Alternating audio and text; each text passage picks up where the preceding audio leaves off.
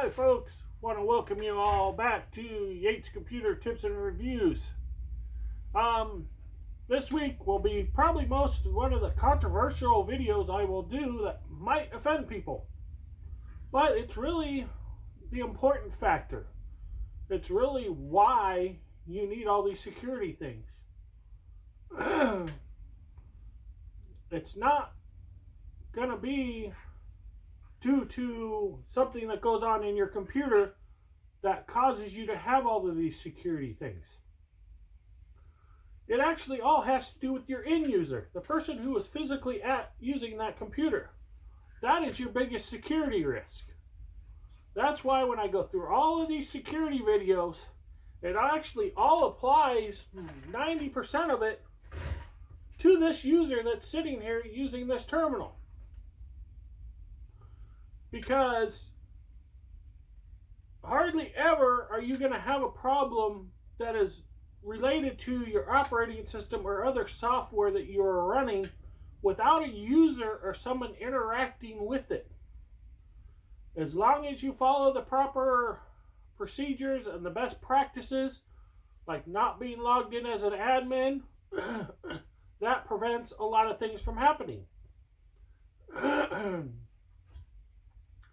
Why I say it's mainly the user, because I'm even at fault for doing this once or twice, even knowing not to do it, is something catches your eye. Somebody sends you an email and it looks really interesting and there's a link in there, you click that link. You never ever want to click a link in an email. If someone sends you something interesting that looks good, maybe a new Christmas tree, Christmas lights, some seasonal item that's out there, Google it. Make sure that that's the proper site. Don't just assume that that site that somebody sent you is a legitimate site. One time I did it, I tried to cancel. I'm like, oops, I hit stop. It was too late. Had to go through, clean out my computer, run all my scans, do all this stuff, just by a click that I did not even complete the process. I did not even let the page boot up, and my warnings and my virus scan and everything already came up saying it was your temp files and all this stuff. Had to go clean all that stuff out, clean it up, run my virus scan, run all my malware detection, everything, and the page didn't even load. Emails is the biggest problem. So, with all of these steps that I've told you about physical security, where these things are physically at, that is just one step. That step actually helps this process, the user process. The next category I'm talking about is the software, your virus scan, your malware detection, all of that. All of that is basically needed because of your user. Because your user is only human. They make mistakes. Something pops up, they think, oh, well, that's kind of cool, and they click on it before they realize, oh, wait, I shouldn't have done that. I should have went through the website. Anytime you get something from your bank, a credit card, an online store, any of those things where they have the link, don't take them. Don't use them. Number one thing is, if you don't know who that email is really from, you shouldn't even be opening it. I know this culture out there is so into TikTok, like I have out there, into YouTube, I have out there, I have Facebook on here. All of these things are to catch people's attention, to draw them in, so they can see what's going on. Everybody's so drawn to know what's going on that people are sending stuff so malicious that, hey, go check out my YouTube on an email, and as soon as you hit that, your virus scan goes crazy because you've downloaded Trojan horses, you've downloaded all kinds of stuff by clicking that link. If it's someone you know, even me, at my site, I tell you, go check out this, go check out that. Do your homework. I don't give you a link. You have to research those links. You have to know where they go. There's always ways to redirect links. This is some of the things I might get into a little when I get into the next section. But this is really how security is set up in the real world networking. You have your physical, you have your software base that's in your computer, it's in your hardware, all your software base, making sure that's updated, make sure it's all up to date, all the patches, everything you need are there. But the third and the most crucial is your user. That's why in most businesses there's policies and procedures, there's instructions, internet guidelines, different things that they tell you you can do, you can't do, password protections, how long your password's good for. Is it a secure password? Do you need to have, numbers, letters, capitals, spaces, symbols? All of these things come into play with the security. That's all because of the user factor. Everything comes back to this point, to the user. I know it's something that a lot of people are going to go, you can't be blaming people. Well, that is ultimately where it all comes down to. Because if you install a computer and it's running perfectly fine and it's clean and it's doing all it needs to, and you have all your protections in there, and you have your virus scan, you have your malware, you have all these scans, you have all your protection in there, that server's fine. Until that user goes in there and clicks, then you have your problems. When that user saves something to that server that's infected, that they've downloaded off the internet, that they got from an email, someone sends them something, they don't scan it, they don't make sure it's clean, then that's where your problem is. It's always related to the user. So, especially for home users, this is why I'm bringing this up. Because the education part of all of this, all of these videos, why it refers to you is due to this video now. So, I want to make sure everybody understands how all of these other videos and the ones coming up are related and why it's important to you. Because honestly, it's you who are the weakest link in the security. Like I said,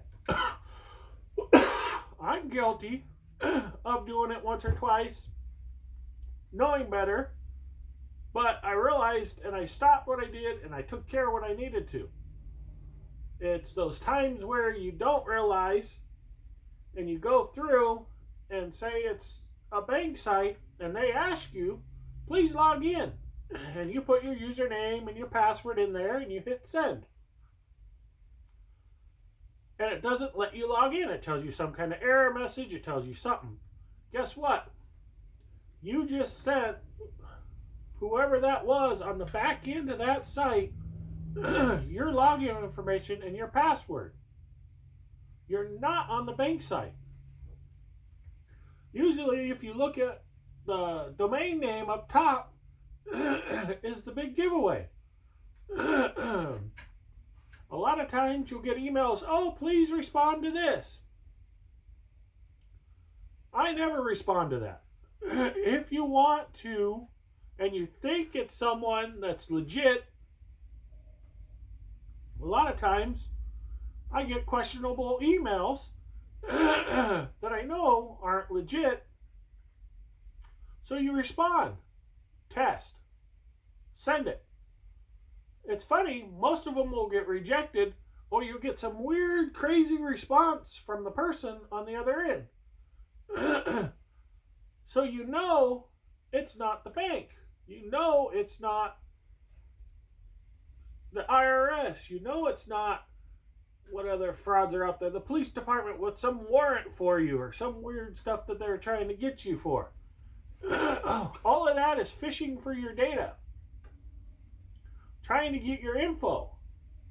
So this is why this video is out there, is to relate to basically all the home users, and hopefully small business users should have most of these procedures in place. If not, a lot of this could be related to you. Big businesses, I really hope all of you have this in place. A policy and procedure and an understanding of what people can do. And that the people that are actually using the computer actually understand that. That they're not coming in with their own personal USBs, plugging them into the computer so they can listen to music, or they can, do their taxes at work and then go home, and maybe they bring it in to print it at work. There's things you're not supposed to do.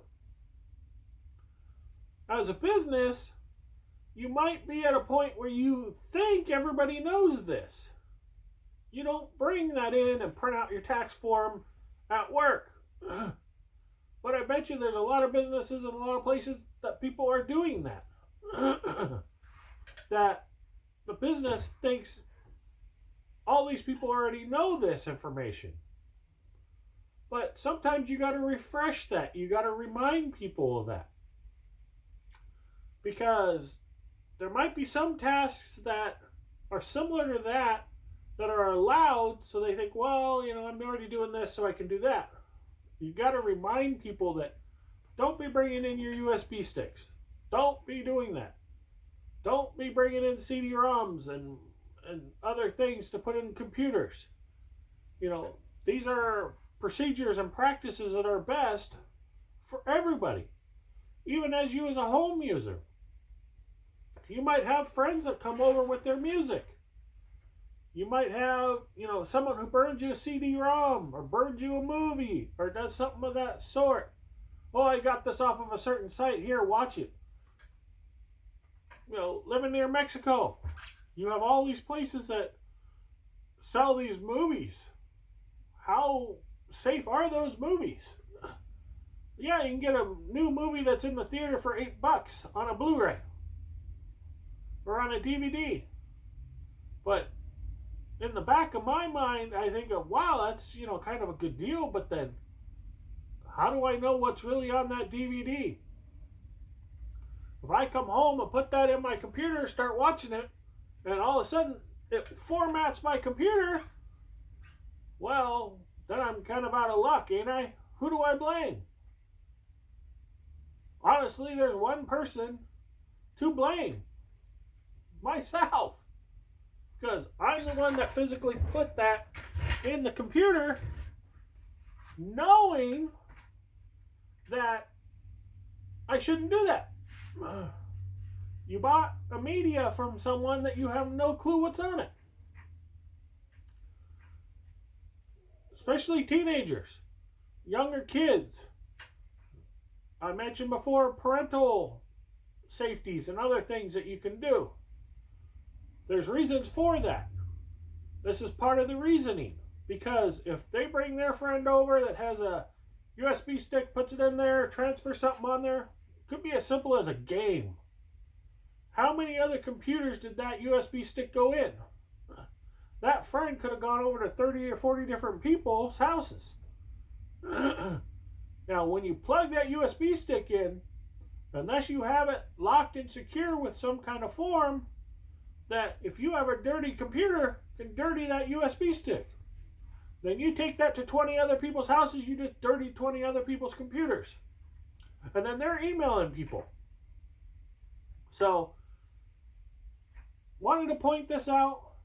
The biggest security factor of all of this is actually the user.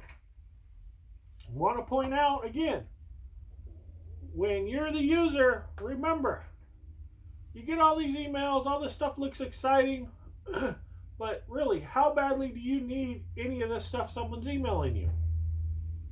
If you really, really need something, like someone sends this great product that just blows your mind, look it up. Number one. Because number one, they might send you this email saying, oh, we got this great computer, laptop. brand new Ice 9, with all this memory in it, $300. Okay, that's an incredible deal. But if they're selling it for $300 and it's a legit deal, you're going to be able to find others out there selling the same kind of product for around the same value. Then you can make the evaluation. Do I want to look at this? Do I even want to go there? A lot of these places, when they advertise you and send you something, that's like Geico Insurance. Or just an insurance. They send you an email saying, hey, you qualify for a special rate, blah, blah, blah, blah, blah. Usually they give you like a product code or something that you can verify that you qualify for that. They give you some kind of offer. You can go on to their website, whatever insurance company or whatever they sent you, and verify that information. Because you go in there, get a quote. Do you have the quote number? Do you have this? Do you have it? You put that information in and it comes up. But taking those links are very dangerous. So that's why all of these videos that I've been doing all refer to this. The other factor that I brought up in some of my videos is disgruntled workers. You might have a disgruntled worker that's coming in stealing data. This comes back to that factor of that USB stick or whatever they're doing to get that data. They can bring a USB stick in, put it in that computer, copy data over, go home, and they put it in their computer and copy data over. But this is where I want to bring up all your protections in your computer. Goes back to the user. Who's at that computer is your most vulnerable spot, because it's not that they're stealing your data, even though that's a completely illegal, wrong thing to do that you need to monitor, that they take that USB stick out of the building and plug it into another computer. They might think their computer's safe and secure, but however they're doing those transactions of selling their data might be malicious on their computer, that then could transfer over to the work computer that could transfer over to everything. So that's one of the scenarios that always comes to mind, that even as a home user, you have an IT person come in and they start plugging stuff in. Hopefully the IT person that you know knows their stuff's good and clean. That doesn't affect your system. After that IT professional is done, you should actually check that system. You should scan it, make sure it's all good. So I think that's what I'm going to wrap up for this video. Wanted to point out these factors because a lot of this information that referred to in this is coming up in these next videos. Okay, thank you. Make sure you hit subscribe and the bell. Make sure you hit that subscribe. Nobody's hitting subscribe. Thank you.